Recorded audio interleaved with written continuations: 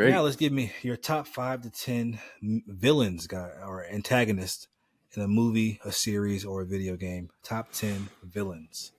Let's see here. So for number 9, I have Wilson Fisk in Echo. Uh, I need him back in Daredevil, something that matters. Number 8, I have Firelord Ozai, Firelord Ozai from the Avatar Netflix series. We talked about it already. He was literally the only good thing, in my opinion. Well, I like Iroh. not the only good thing, but yeah.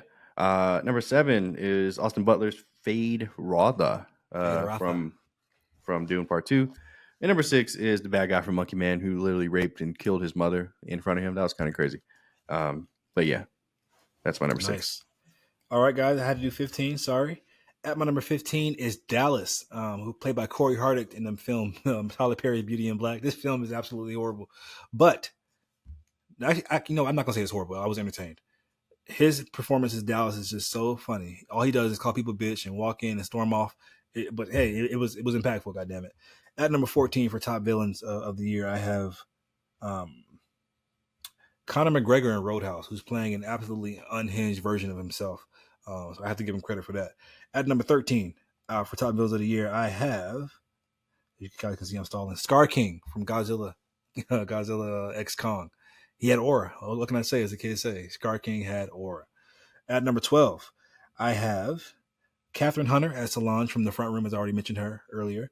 At number 11 for best villains, I have the Ghoul from the show Fallout, played by Walton Goggins. Man, he was absolutely brilliant. More of an anti-hero towards the end, but he started off for sure as a villain. At number 10, I have Denzel Washington in Gladiator 2.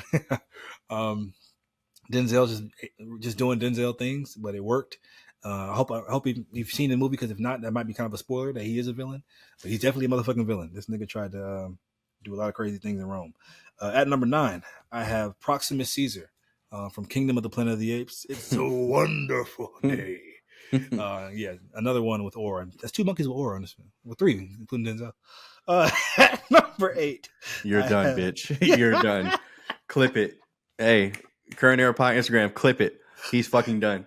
At number 8, I had the character Long Legs, played by Nicolas Cage in Long Legs. Another character that was not a lot of screen time at all, but when he was on the screen, absolutely creepy, insane. Nick Cage doing Nick Cage things. At number 7, I have Hugh Grant in Heretic. A villain through dialogue, strictly dialogue, no actions. But he was talking. He had some villainous dialogue. You have 2 choices in front of you. One door leads to the nothing. The next door.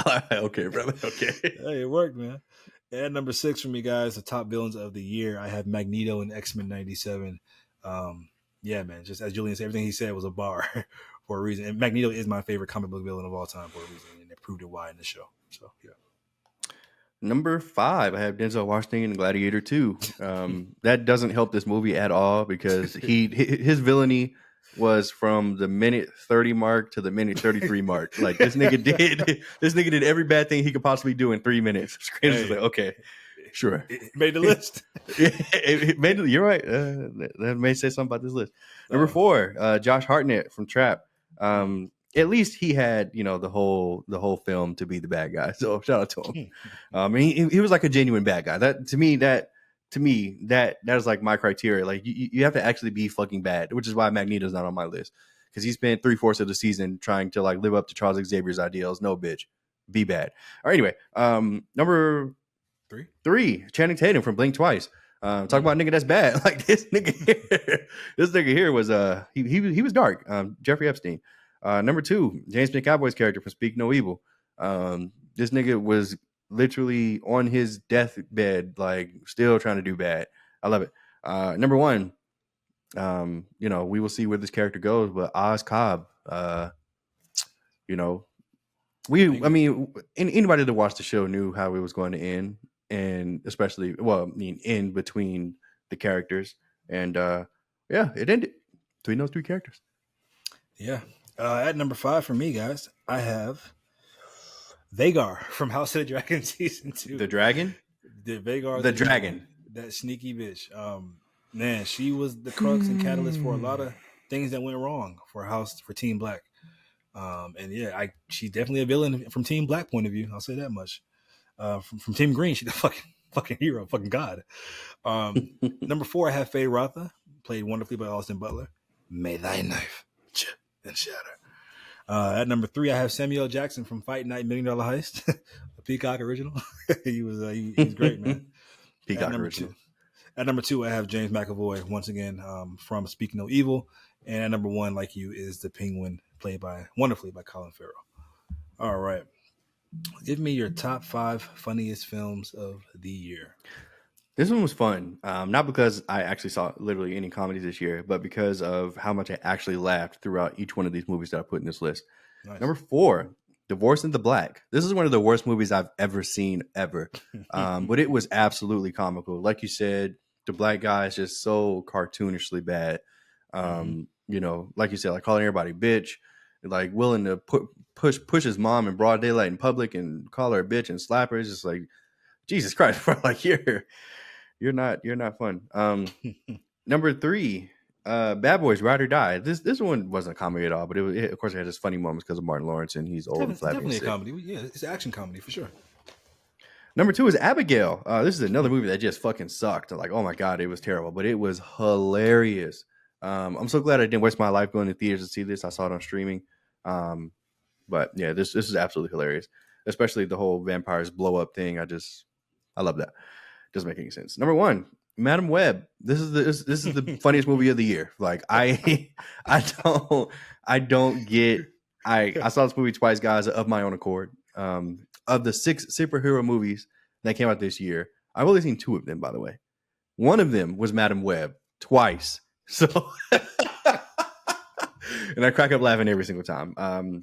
We will get into more specific moments later in the pod, but yeah. Madam Web was the best comedy of the year by far.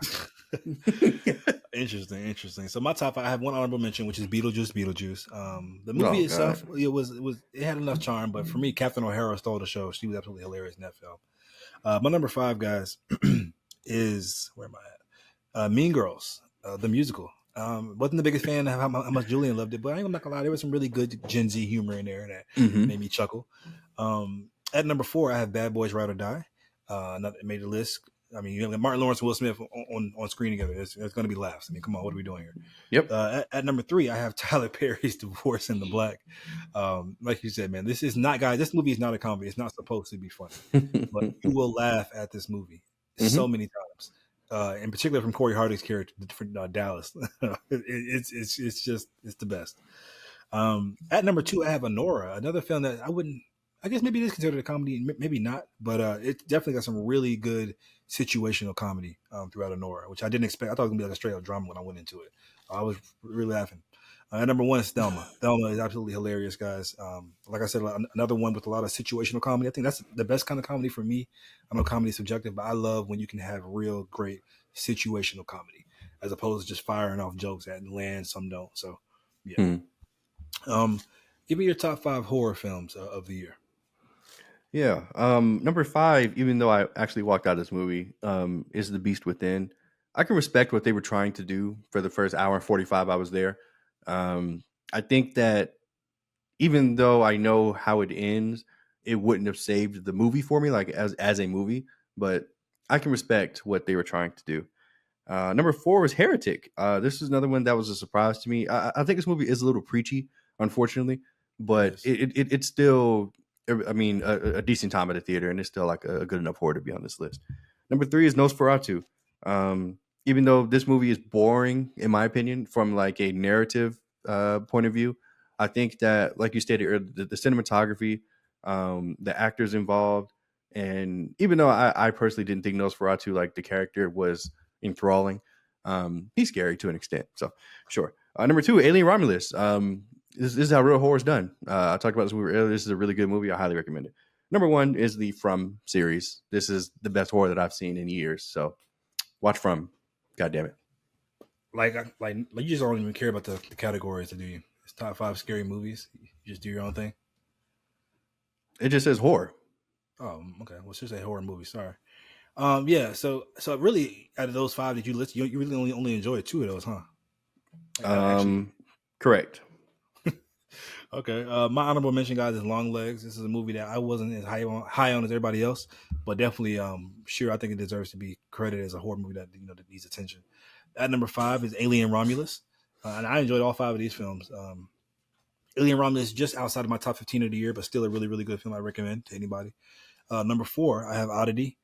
Like I said, most underrated horror film of the year, in my opinion. Number 3, I Saw the TV Glow.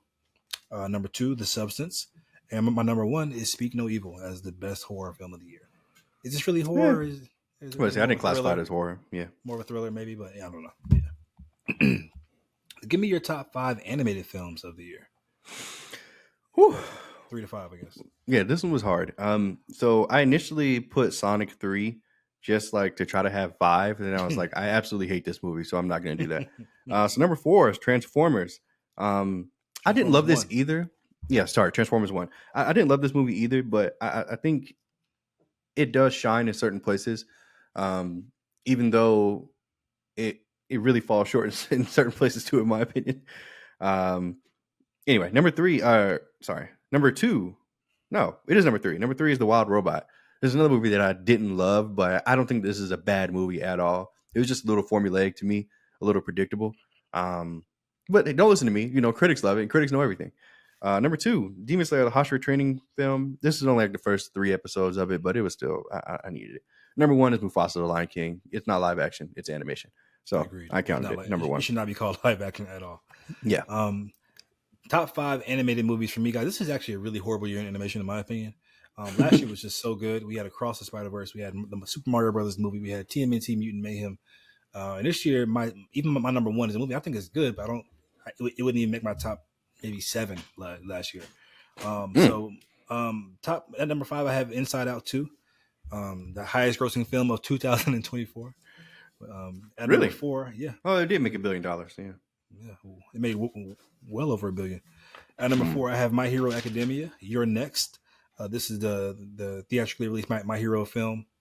Filler, sure, but fun time. If you love My Hero, you love Class 1A, you're gonna have a blast. At number 3, Transformers 1. At number 2, I have Mufasa, the Lion King, and at number 1, I have The Wild Robot as my best animated film of the year. So yeah. Let's rank all the superhero movies that came out. You only have 2 that came out this year. Guys, there are 6 films that came out this year that are considered superhero films. Really 7 if you include Hellboy, The Crooked Man, but we don't talk about that. So we have Madam Web. We have Venom, The Last Dance. We have Craven, The Hunter. We have Joker, Folie à Deux, Deadpool and Wolverine, and The Crow, starring Bill Skarsgård. So give me your 2 through 1. So here's the thing, guys. I literally chose not to see 4 out of the 6 of these movies. Like, I chose them. It's hilarious that the 2 I chose weren't good anyway. But like I should have not seen any of them. But anyway, instead of that category, I'm going to do the best songs of the year for me. So Okay. Nice. I have 2 honorable mentions. My name is Regina Judd, and I am. All right, let me stop. The other honorable mention is Bye Bye. Bye Bye. Thought it was over, bitch. Nope. Bye Bye. And for context, guys, for context, he was singing it to about killing his op. By the way, like, yes, he's like, you're dead. Like, yes. You're dead. Bye bye. You're going bye bye, bitch. yes. Oh my yes. god, yeah. Yeah. That's literally what's happening. That's literally like yeah. Yeah. Number 5 is "Tell Me It's You." This is from Mufasa, the Lion King's. This is Mufasa and Sarabi's duet. Yes, yeah. Bro. Hey, tell me it's true. I know it's true. Tell me again. Tell me again. Hey, that shit goes. Tell me again. Tell me again. I'm like, what's going on? This is our yeah. I was like, hey, this shit hard. yeah. Number 4, I have I always wanted a brother. I always wanted a brother. I always knew. Hey, did your mama say you could be out this way? That's my shit. Number 3. People on Twitter who haven't seen that movie are roasting the fuck out of that song. I'm like, I get it without you don't get it, but like if you just see like a 5-second clip, it probably sounds ass. But yeah. In the movie, it worked for me. It did. They're stupid. Number 3 is Defying Gravity. Man, what a crescendo, what an end to that fucking movie. Cynthia Erivo and Ariana Grande did their thing, especially Cynthia Erivo. Excuse me. Yes. Yeah. In this. But you know, that sequence is a 14-minute long sequence, Defying Gravity. Yeah. Crazy. Number 2 is the intro to the song. Let's talk about the end, talk about the intro. No one mourns the wicked. No one. Hey, Ariana Grande. Goodness Yes, knows the hey, wicked die. Yeah, yeah, yeah, yeah. hey. She did her fucking Mhm. thing. And number one, the best Don't say song of Regina the year. George. It better not be Regina George. Oh, that was my honorable mention.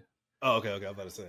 Number one, the best song of the year is "What Is This Feeling?" Loathing, loathing. Loading.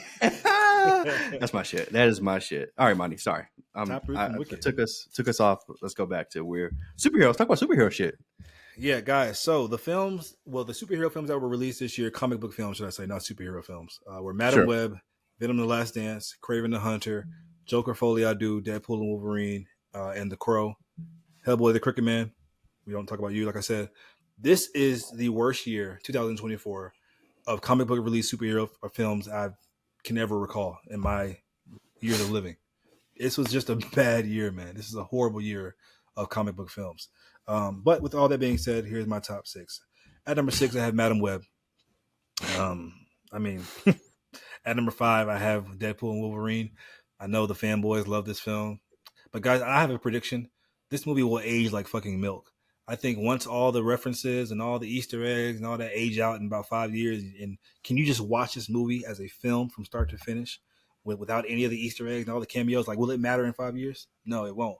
And you'll be sitting there and you'll be like, damn, Monty was right. This film is actually fucking ass. Mondi Um, was right. Yeah. yeah. Okay. At number All right. four, I have The Wow. Crow. Bill Skarsgård. Before he was Nosferatu, he was The Crow. Mm. Not a good film at all either. But I had more fun with it than Deadpool and Wolverine and Madam Web. At number three, I have Venom: The Last Dance. Guys, keep in mind, my number three and two, like they could fight for number five and 16 a day of the week. It doesn't fucking matter. Um, yeah, Tom Hardy phoning it in, or maybe he's not. Who knows? Yeah, Venom's back doing Venom things. At number two, Craven the Hunter. There were three Sony Marvel films released this year, guys. Craven, Venom, and Madam Web.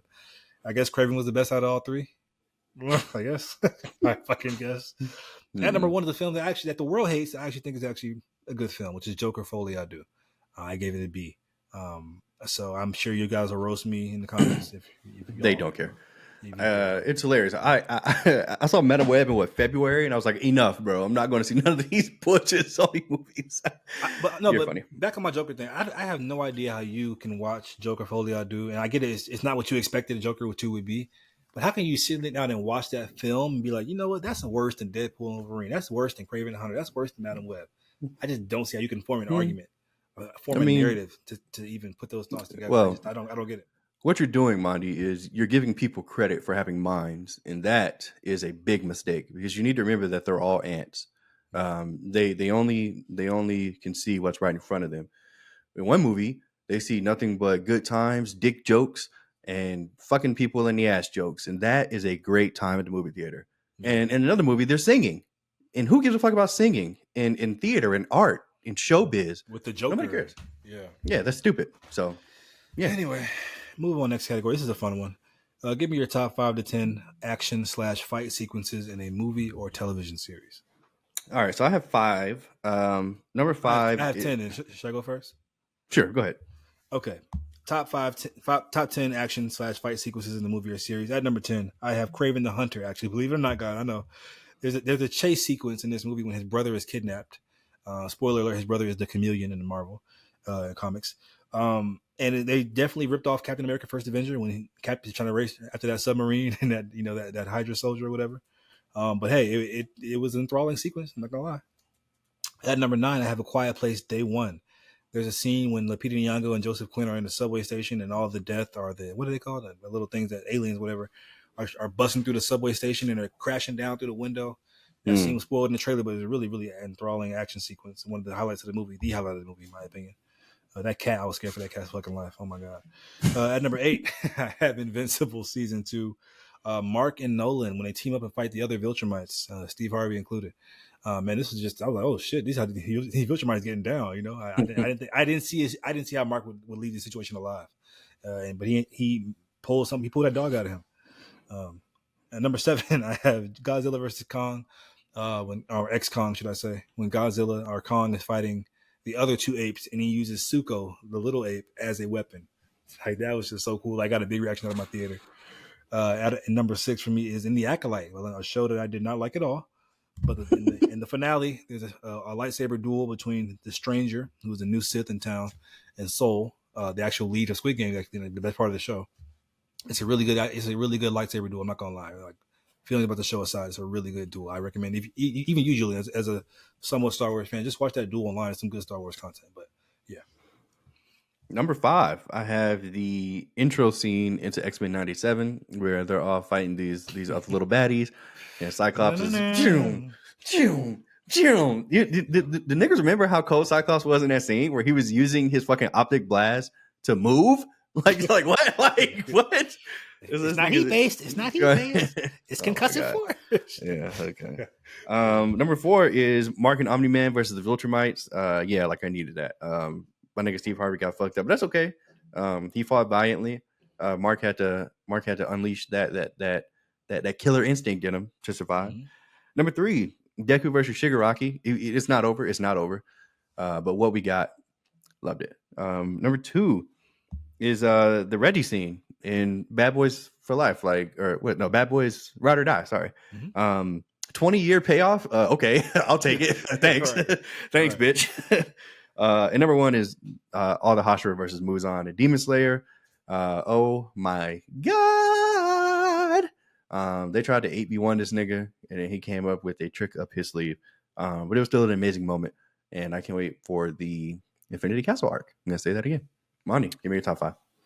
Nice. Did you see any, like, in the Invincible trailer? Did you hear, should I say, in the season 3 teaser when they said Mark's like speed is increased by like 130%, his strength like up by like 100? I'm like, this nigga about to be fucking OP, but knowing Invincible, he's still about to get his ass. I'm about to say he's just gonna fight Battle Beast and get his ass beat. So yeah.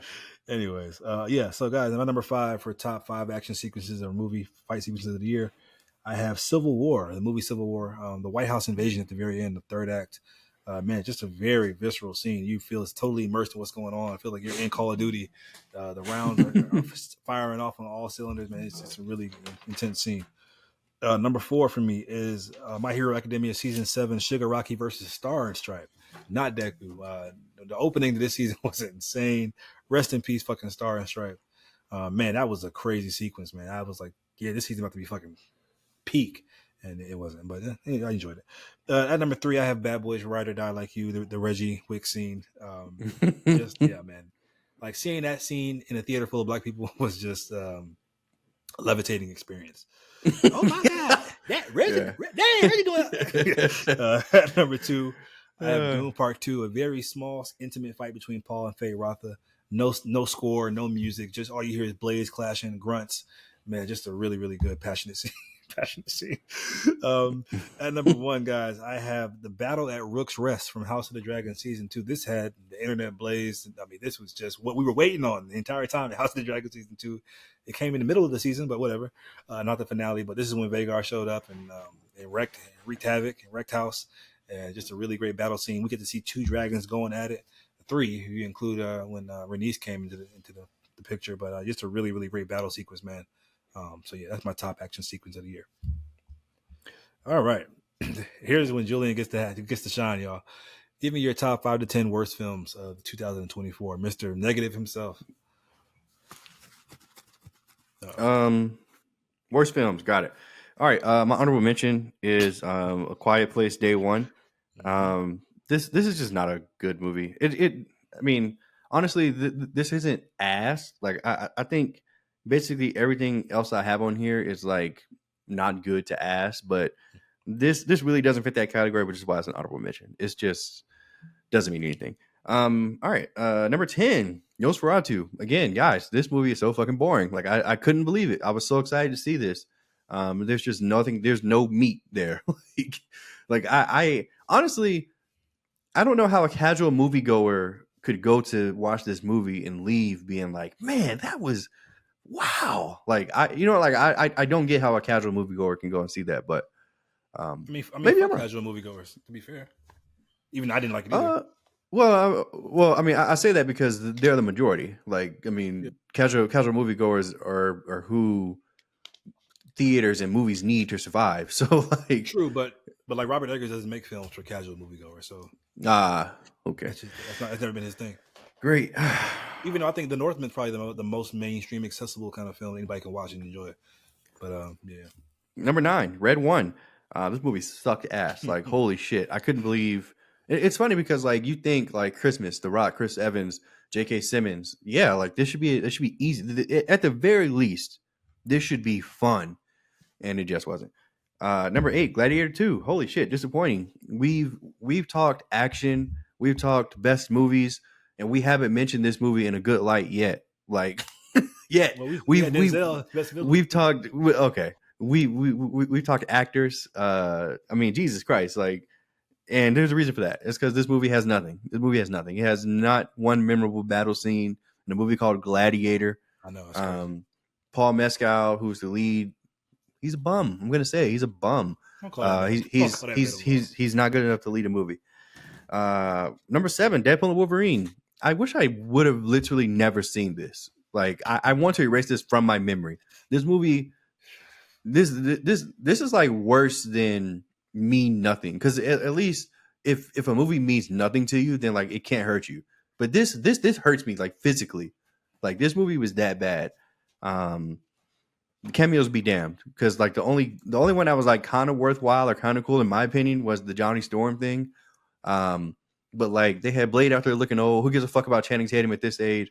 And who gives a bigger fuck about Electra? Yeah, exactly. Can you remember the bitch? Like Electra. Where am I? I'm having fun. Sorry. Number 6, The Watchers. I thought you having fun. The Watchers. Shyamalan, bitch. Did you think I was gonna let you slide? I know you did this goddamn movie, nigga. Guys, for context, no. I'm gonna tell it. Okay. He put his wife's name on it, saying, "Yeah, his daughter. His daughter. Yeah, she's the director." No, nigga, it's you, bitch. M. Night Shyamalan did this fucking movie, and you can fucking tell because they really tried to have that Shyamalan magic, that Shyamalan ending. That shit did not hit, nigga. This movie was ass. Number 5. Oh, sorry. Go ahead. I enjoyed the Watcher for what it was. Anyway, number 10, I have Deadpool and Wolverine. First of all, guys, every movie on this list, guys, is a D, except for number 1, which is an F. So F is almost just as hard to make as an A plus. So you had to be really, really bad. Yeah, so Deadpool and Wolverine, number 10, all the reasons you said. Number 9, I have Trap. I know this is one of your best films of the year. The first 60% of this movie would be in my top 15, top 20 films of the year, for sure. But then that last 40% happens, and I'm like, no, you went to hell, movie. Fuck you, Shyamalan. So you're number 9. At number 8, I have Madam Web, for obvious reasons. At number 7, I have Werewolves. Guys, this movie was released last year. It's a movie. You're nuts. The entire world turns into werewolves. You would think that'd be fun, right? Yeah. It wasn't fun. At number 6, I have Elevation. Anthony Mackie, not my Captain America, is the star. The premise is if you go above 8,000 feet, you're safe. But as soon as you go below, there's monsters trying to kill you. And yeah, just nope. At number 5, I have Uglies, a Netflix original film. This is every YA adaptation meshed into one on ChatGPT. It's all the young adult, a post-apocalyptic world. Is so bad, guys. At number 4, The Front Room, which I've mentioned a couple times on the list before. A24, which I was so surprised A24 did this. I was like, what the fuck is this, A24? At number 3, I have Night Swim. This is one of the first ones I saw last year, I believe, about a haunted swimming pool. So that should tell you enough, guys. At number 2, I have The Underdogs. This is the Snoop Dogg film about him coaching a group of football kids, and I should have known it's a Snoop Dogg film.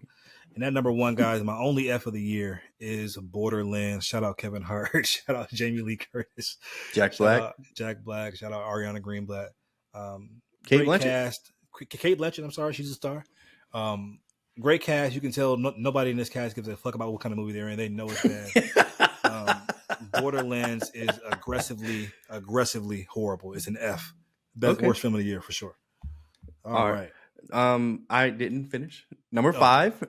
You for some reason you just went straight 10 through 1. Baby, hey, I want to go stop you, man. You was in the zone.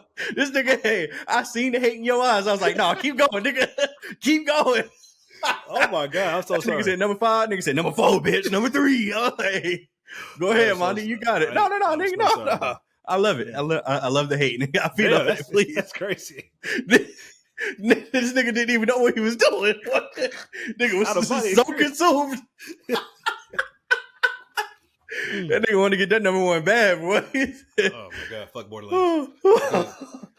I love it. I'm sorry. All right, number 5 is Abigail. Holy shit, this movie. Vampires are not a fucking joke. Okay, I'm sick of it. They're not a fucking joke. Nigga, Number either they're a 4. joke or they're too serious. Like fucking Nosferatu. Can we have a fucking medium? Last word is the meter. Can I get a medium vampire, please? Last word is the meter, please. Come on, bro. Last words of meter. Go see it. All right, number 4. Number 4 is Madam Web. Man, Madam Web. What were they thinking? And how dare Sony come out 9 months later and say no, it's actually a good movie. The people are just hating on it, bitch. Number 3, Divorce in the Black. I have nothing nice to say about this movie except that it was funny. So I guess that's nice. Yeah. Number 2 is The Beast Within. How dare you try to trick me in the promo? Number 1 is Sonic 3. It just I know that everybody loves this. I know that I'm literally film of the year? Yes, it is. I'm literally the only person on earth that thinks that this is a bad movie, and that's because it is. Thank you, Monty. Let's continue. Madam Web is better than Sonic 3. Unfortunately, The Beast Within. You had more fun watching The Beast Within than Sonic 3. Unfortunately, wow, I find that's crazy. Okay, guys, we're sticking on the negativity train. Top 5 worst series of the year. My number 5 is one that Julian had in his top 5, top 10, up to 15. The Vince Staples Show. I think there's a diamond in the rough here. I'm not ready to write Vince Staples off completely, but I think there were great very singular moments in this show. But overall, this is just somebody that's not experienced, and you can tell. At number 4, I have Avatar: The Last Airbender, the Netflix live action original. Yeah, I'm gonna move on before I just go crazy. Number 3 is Knuckles, or should I say? I'm sorry, Wade Ripple, featuring Knuckles. Knuckles was great. Knuckles was great for his 10 minutes of screen time, but Wade not so much. At number 2, I have The Acolyte, Star Wars. So guys, for reference, every one on this list is either a C or a C minus, except for number 1, which is a D. The only truly bad show of the year, like objectively, is Percy Jackson and the Olympians. That's the only truly just bad show I've seen. Other ones are close to bad, C minuses, but this is just not good at all. So go ahead. Interesting. You're so nice. All right, so I have a few C's. I have 2 D's and an F. So let's start with my honorable mentions. So I have Agatha All Along as an honorable mention. I honestly do not hate this show, but this show is exactly what I thought it would be, and it's just mediocre at best. The other honorable mention is Echo. It came out January last year, starring 2 Marvel shows. Yeah. Yeah. They're on thin fucking ice. Starring whoever she is. I don't remember her name. I'm sorry. But unfortunately, the best parts about her show were when Charlie Cox or Wilson Fisk dared Kingpin were on the screen. Number 5 is Supercell. This was the corniest thing I've ever seen in my life. This shit is ass. I'm not supporting season 2. Y'all have fucking fun. Check Monty's Instagram. Number 4, Avatar on Netflix. Holy shit. This is another just bad show in my opinion, but I gave it a C. I don't even remember why, but there's not a lot of great things here. Number 3 is Secret Level. How dare you? This is another case of just false advertising. Like, why would you tell me that I'm going to get a Kratos episode, a Ghost of Tsushima episode, and then give them to me for literally 10 seconds?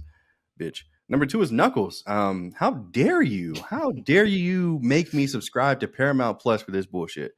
And number 1, Percy Jackson. And this is an F. This is one of the worst put together shows I've ever seen in my life. It's an F. No, this is an F for fucking fail, bitch. These niggas suck. They couldn't do anything right. Like literally anything. Like from the acting to the set designs to the monsters. Like they couldn't get anything right. This sucked. This sucked. So I guess the only way they can go is up though, right? We'll see. They can go to Death Tartarus.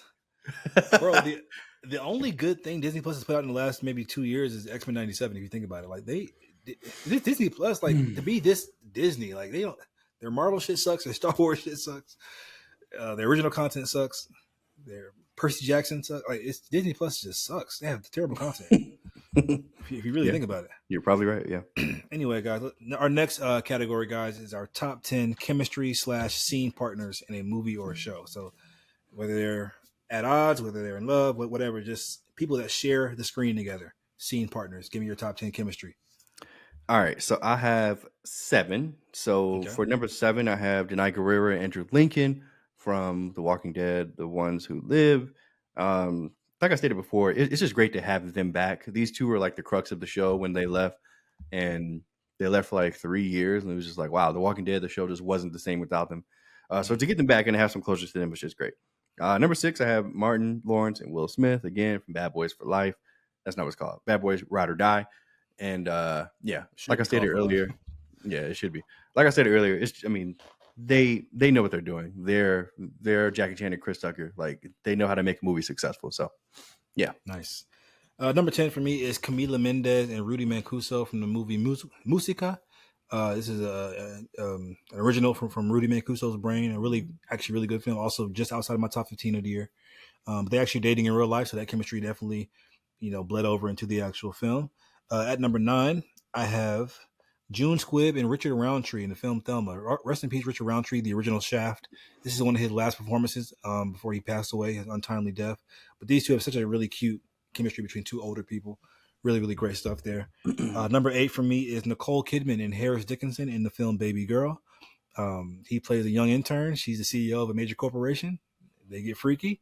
But hey, the chemistry has to be there for this to be believable and to work. And it's definitely there. Number 7 is for Justin Baldoni and Blake Lively, and as Ryle and Lily, and it ends with us. All their legal troubles aside and all their personal troubles aside in real life, couldn't tell on screen. I thought they had really good chemistry. So yeah, even though until things got bad in the movie, but yeah, it works for me. At number 6, I have Coleman Domingo and Clarence Macklin from Sing Sing. These are two co-stars that, like I said, gave the best performances in a film this year, so they're on here for a reason. So yeah, give me your 5 through 1. Number 5, I have Batman and Alfred from Batman Cape Crusader. Their relationship is an integral part to the show. It's something that is like a C plot, but it's something that's very much in the forefront as the show goes on. And there's like a really great payoff for their relationship. So I loved it. Number 4 is Oz and Vic, another DC thing. That's weird. From the Penguin. Like I said, if these two, if this relationship wasn't in the show, I probably would not have finished this.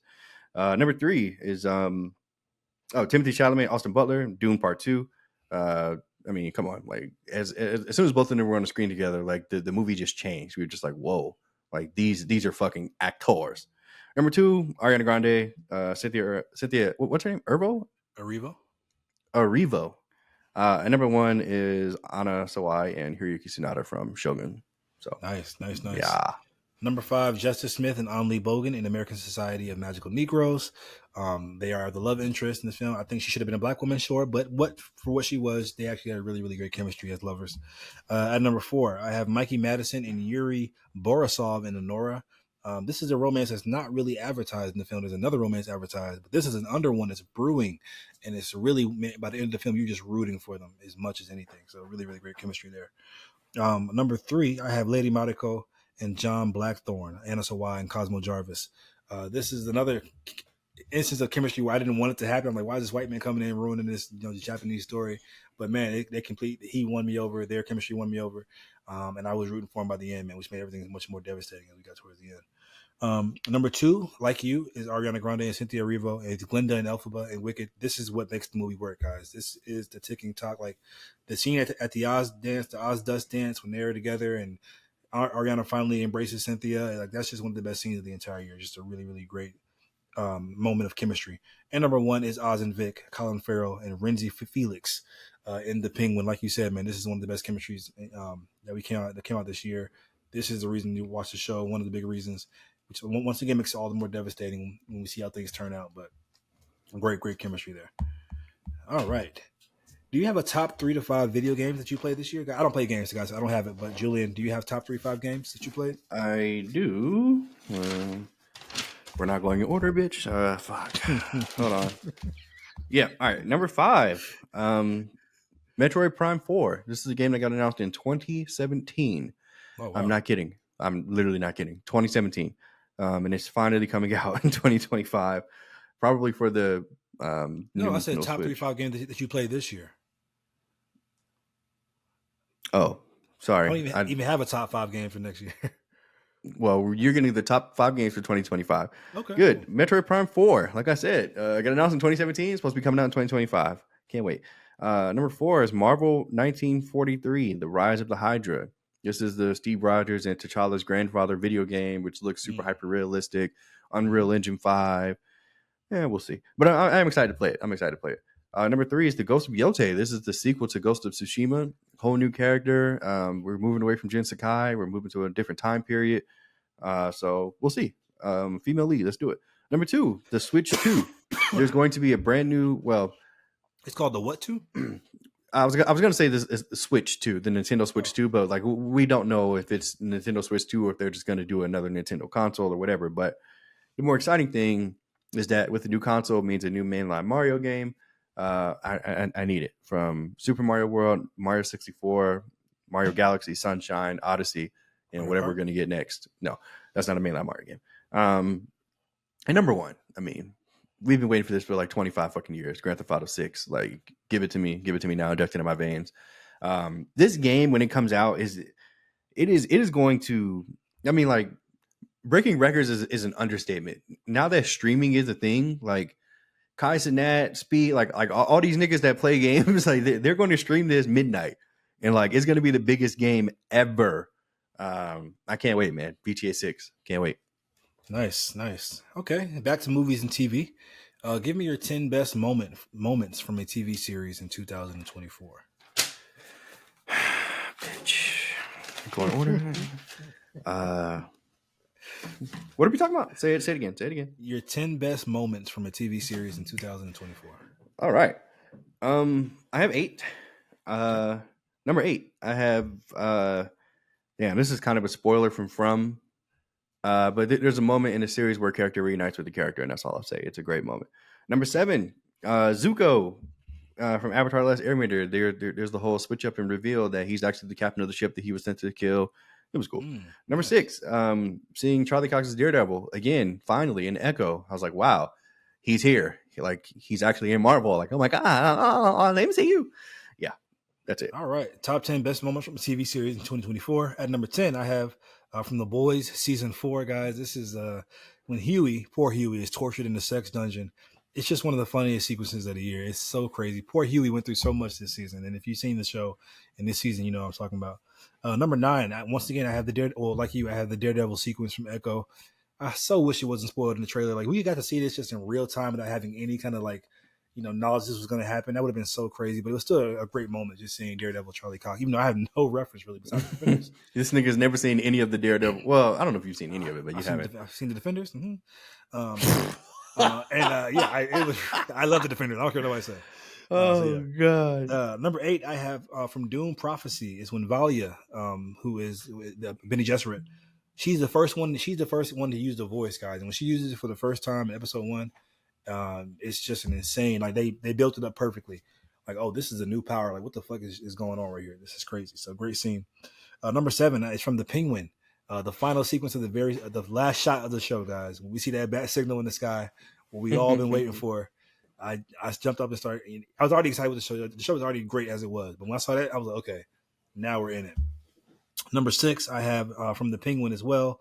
This is a spoiler, but somebody dies at the very end. Which there was a chemistry built up there. There was a friendship, a relationship, and it was like, wow, I did not see that coming. So a great moment. You didn't? I didn't see it coming. Yeah. Number 5, the cannon scene from Shogun. Talk about something that you didn't see coming. Holy shit. Niggas got blown to smithereens. It looked great on TV, though. Yeah. Number 4 is the Hashira and versus Muzan, but more specifically, when the Hashira feel like they have the upper hand and Muzan has a move up his sleeve, and then like the show just ends. Like it like ends on such a high note. It's like, holy shit. Number 3, Deku is on his way. He's been on his way for 25 episodes trying to get to where they're holding Shigaraki in the prison in the sky. He finally gets there. He scopes the scene. He sees Bakugo. Hair stands up. Eyes turn. But nigga, it's on, bitch. He's like, oh, fuck no. They didn't kill my nigga. And Deku turns up. I was like, ah, that's my nigga. Number 2, Wolverine dies. Like, he died. He's gone. He's not coming back. Magneto ripped the stuff out of him. He's gone. Episode 40, issue 47. No Um, adamantium. number one, it hasn't changed, bitch. All right, all right. So see you on the ground. Yep, yeah. See you on the ground. No, I got it. I'm Cyclops, bitch. That shit is hard. Whoever thought of that, congratulations. Bodomayo, if it was you, man, do whatever you got to do, bro. Come back because we need you. Because I guarantee Cyclops not going to be as cool in season 2. And for the record, Wolverine's not dead. He just has bone claws now. Oh, God. Shut the fuck up, you fucking geek. Nigga, shut up. You didn't have to correct me, nigga. Clearly I wasn't serious. You're annoying. Okay. Anyway, at number 5. If you read issue 49, you'll see me. He just has bone claws. Bitch, from X-Men 97, the Gambit sacrifice scene. For me, brother. Anymore.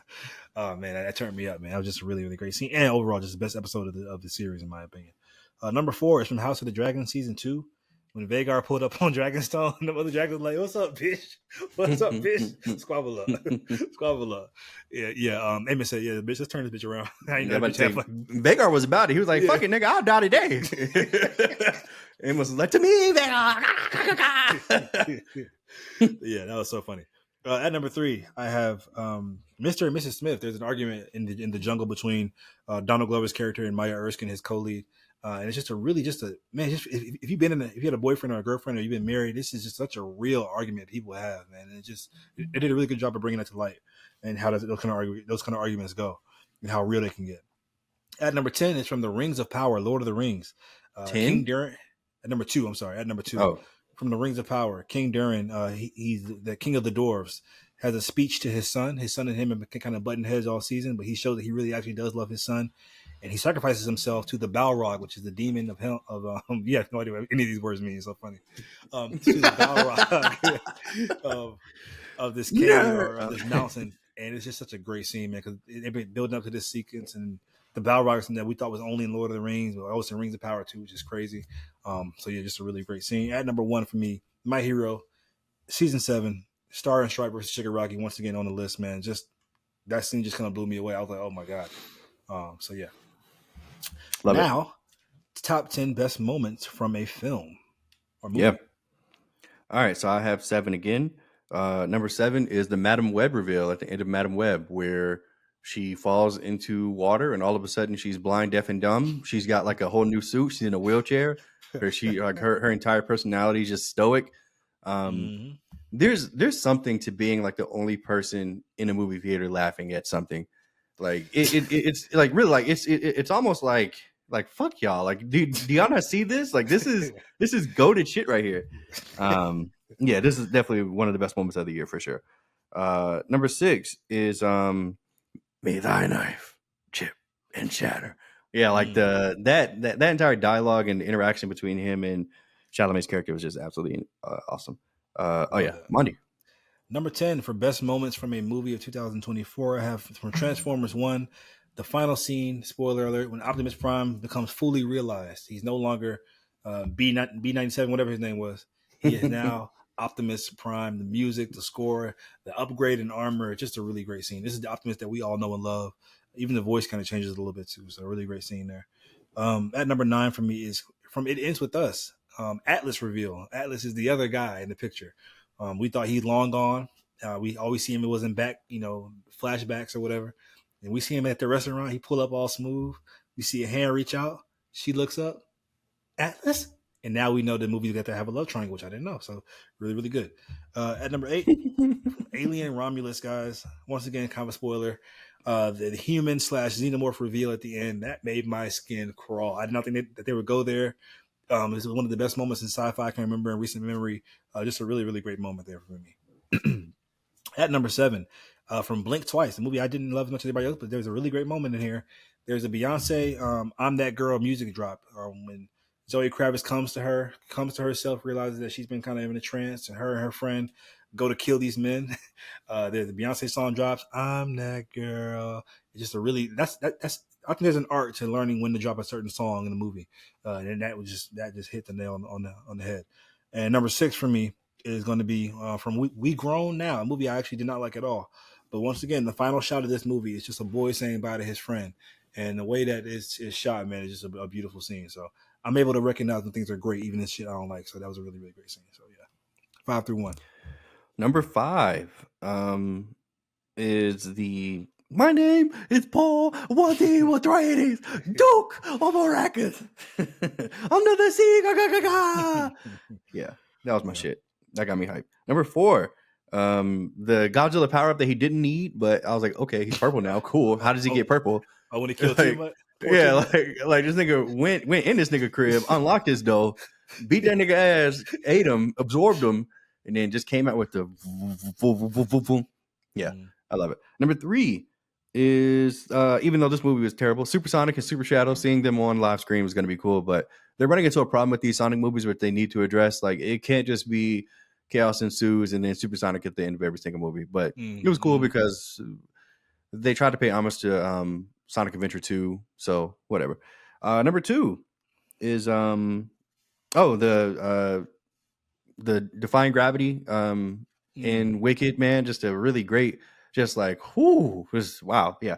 Number 1 is the Reggie scene. Yeah, it's the best movie, the best scene of the year. Sorry, Reggie Nice, Wick. nice. So we have the same number 5 from Dune 2 is the Paul Atreides speech. I am Paul Atreides, Mhm. Duke. This is when the whole movie been like, nah, bro, I ain't Lee Sanage, bro. That ain't me, bro. That ain't me. Nigga took that juice. I'm him. I'm him, bitch. And if you don't agree, you can fucking die. I love that. Number 4 from Bad Boys Ride or Die, the Reggie John Wick scene. They set it up perfectly. Just as we already said, a great scene. Number 3, also from Dune Part 2, when Paul rides a sandworm for the first time. Man, Mm. that was just a good scene. I feel like I was riding a sandworm too. Oh, it was just a great scene. I Nigga, think money, so you felt like you were right there, boy. I think Villeneuve revealed it was all shot practically too. You could tell it was just a really, really great scene. Number 2 and 1 both come from Wicked, actually. My number 2 best moment of the year from a movie is like I said earlier, the dance scene between Glinda and Elphaba, when they first kind of realized, okay, we can be friends. Maybe there's more to this, you know. Just a great scene when Ariana accepts her in the dance, and they have that little dance together, and everybody starts joining in. Just a great moment of chemistry, a great scene. Number 1 is the Defying Gravity scene from Wicked at the very end. Man, what a finale! That's how you end the movie. Just man, I got chills. I saw it twice in theaters. I got chills both times from that scene. So yeah. Yep. Yep. All right, guys, we're nearing the end. Let's give me your top 10 most anticipated films of 2024. 2025. 25, sorry. Yeah, I have 5 honorable mentions. Oh, And jeez. guys, I have to say it every time.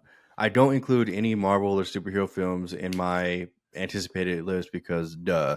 So I'm not going to talk about Captain America, Thunderbolts, or whatever. But there is an exception, bitch, and that exception is Superman. Now, number 5. I mean, I'm sorry. Honorable mention number 1 is Mortal Kombat 2. I think this is going to be absolutely horrible. When I say absolutely horrible, like this is going to be like dog shit. I'm going to be there opening night regardless, though. Predator Badlands. Man, I'm super excited for this. Hopefully it's not ass, or hopefully it's more of along the lines of what we got with the Hulu version, which was Pray. Predators, Prey. The Wolfman. It's about to come out in a few weeks here. Mhm. Unfortunately, I have expectations for it. Unfortunately, I feel like I'm gonna be let down, but we'll see. Freakier Friday, like Jamie Lee Curtis and Lindsay Lohan are back 20 years later. Give it to me, inject it in my veins. Yeah, like I'll be there opening fucking night. And Love Hurts, Ki Hu Kwan, his action debut. Yeah. Yeah, bitch, I'll be there. All right, number 10, Snow White. I know you think this movie's gonna be ass. I want to see it. Wow. Okay. I look, hey, if I'm disappointed like I always am, then it'll just be another Thursday. Okay. That's Number fast. nine, number nine, number 9 is Sinners. Honestly, I'm worried about this movie. This is the Michael B. Jordan movie that should have been starring Michael B. Jordan and Jonathan Majors, but we know what happened there. I'm worried about this. I'm gonna be there opening night, but the promo for this does not look that great. It looks low key boring, and I'm hoping that the combo with Michael B. Jordan and Michael B. Ryan Jordan. Coogler Oh. are gonna make this movie something, Yeah. but we'll see. Number 8, The Accountant 2. Ben Affleck is back. The first one was a really really good movie. I can't wait to see what they do in part 2. And number 7, Megan 2.0. I mean, hey, we back. Hey, we fucking back, baby. Megan 2.0. I'll be there opening night. It's gonna be ass. Number. Oh no, I skipped one. Sorry. Oh, Megan 2.0. No, I didn't. Oh, Megan 2.0. And then number 6 is Ballerina, the John Wick spinoff. really? Unfortunately, I have to be there for this. I have to. Um, I'm not expecting much, but I'm excited. I'm excited. Mhm. So we'll see That's what all that happens. matters. Nice. At number 10, I did include superhero movies just because yeah, I did.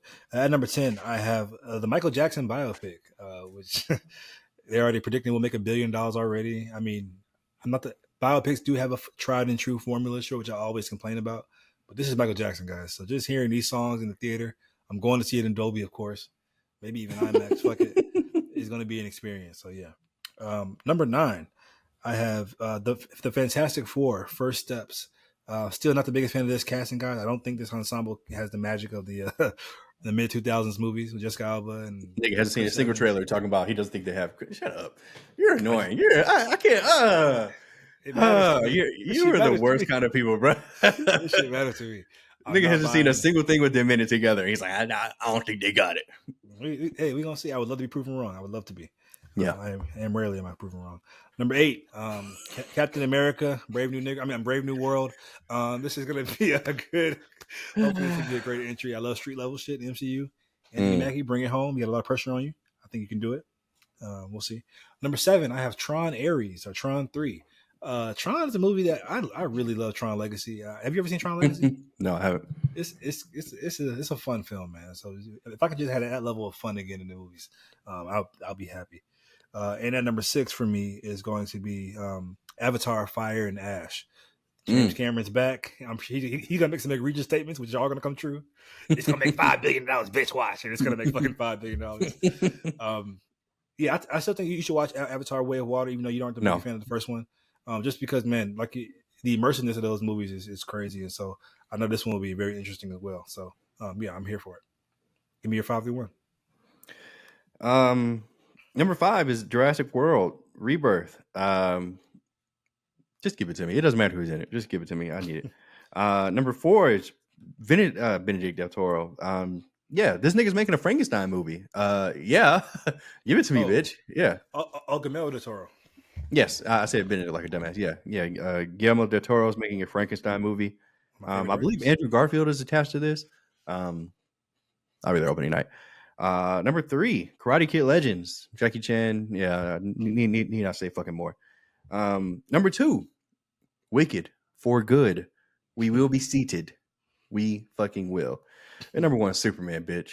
What the fuck y'all think it's gonna be? Superman. I needs it.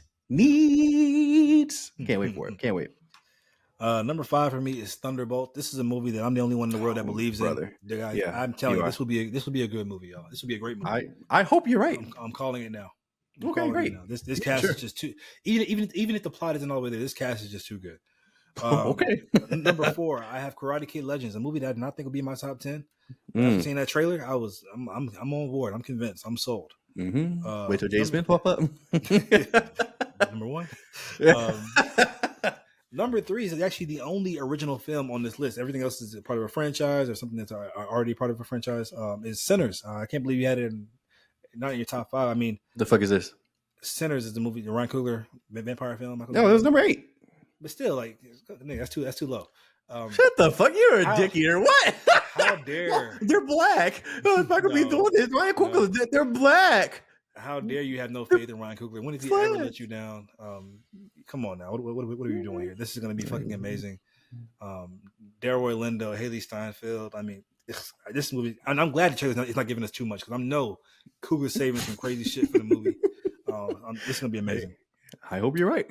Number 2, Wicked, For Good. We had the same number 2 and 1. And number 1, come on now. Need I say more? Let's do it. I mean, come on. Yeah. And Gun I trust. I don't trust him at all, but it doesn't matter. It's Superman. All right, guys. Last one today. I know it's been a long one. Top 5 most anticipated series of 2025. What's coming out that you're excited for in the show?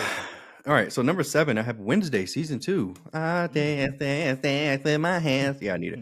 Number 6, Star Wars Vision season 3. Let's fucking go. Who'd have thought we would get us 3 seasons of Star Wars Vision and that we would give a fuck, or at least I would. Number 5, The Last of Us season 3. I'm sorry, season 2. I'm ready for it to be over.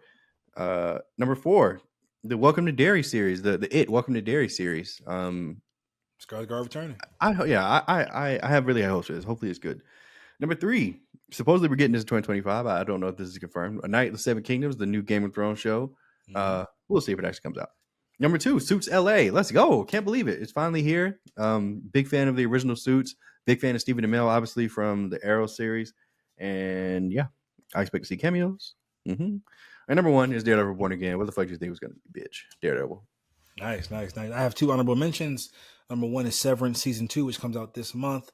Severance is just a great show on Apple TV Plus, and also Wednesday season 2, like you, made it to my honorable mentions. Now we're in the top 5. I have A Night of the Seven Kingdoms. The Hedge-Knight. This is the Game of Thrones show. Anything in Westeros, I'm totally here for. I'm seated for. Let's do it. Number 4, I have Invincible season 3. Yeah, man. I'm so excited for this. I forgot that was coming out. Number 3, Daredevil Born Again. 3. Yeah, he's in the MCU. Let's see what they can do. Okay. I've lost almost all faith in the MCU. Number 2 is The White Lotus season 3. This is just one of the best shows on television, in my opinion. This time they're going to the Philippines. Every season they're in a new country. So excited to see what goes on in the Philippines. And at number 1, by far for me, guys, is Stranger Things season 5. This is the final season of Stranger Things. Good. I just know this is going to be just a flooring experience. I'm so excited. I hope you're right. Look, guys, Monster Pod. It was a long one. I know you took all of it. Like the video. Like the video. Comment down below. Subscribe to the Current Era Pod. We have 44 subscribers. Let's make it 45. Share or 46. Frisky. Let's do it.